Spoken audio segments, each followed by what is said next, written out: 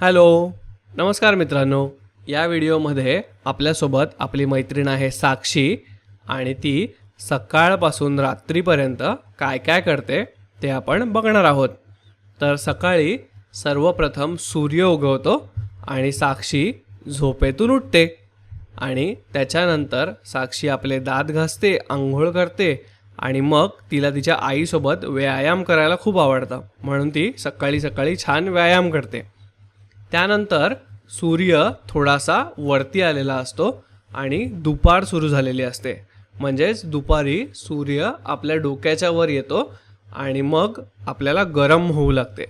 आणि साक्षी यावेळी काय करते? साक्षी यावेळी शाळेत जाते. त्याच्यानंतर ती मित्रांसोबत शाळेत खेळते आणि मग जेवण करते.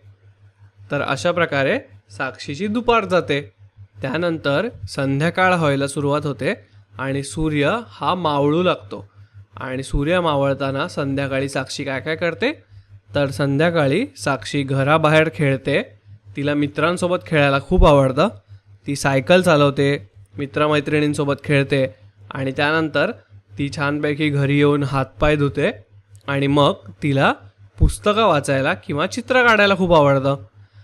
आणि संध्याकाळनंतर सूर्य मावळतो आणि हळूहळू चंद्र वरती येऊ लागतो आणि आपल्याला आकाशामध्ये चंद्र आणि चांदण्या दिसतात.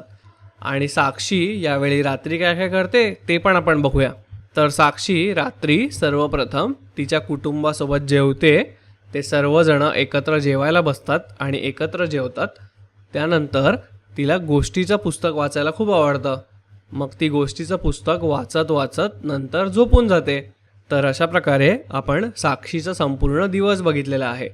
आता तुम्ही पण सांगा की तुम्हाला सगळ्यात जास्त दिवसामधली कुठली वेळ आवडते आणि तुम्ही दिवसभर कुठल्या कुठल्या गोष्टी कोणत्या वेळी करता.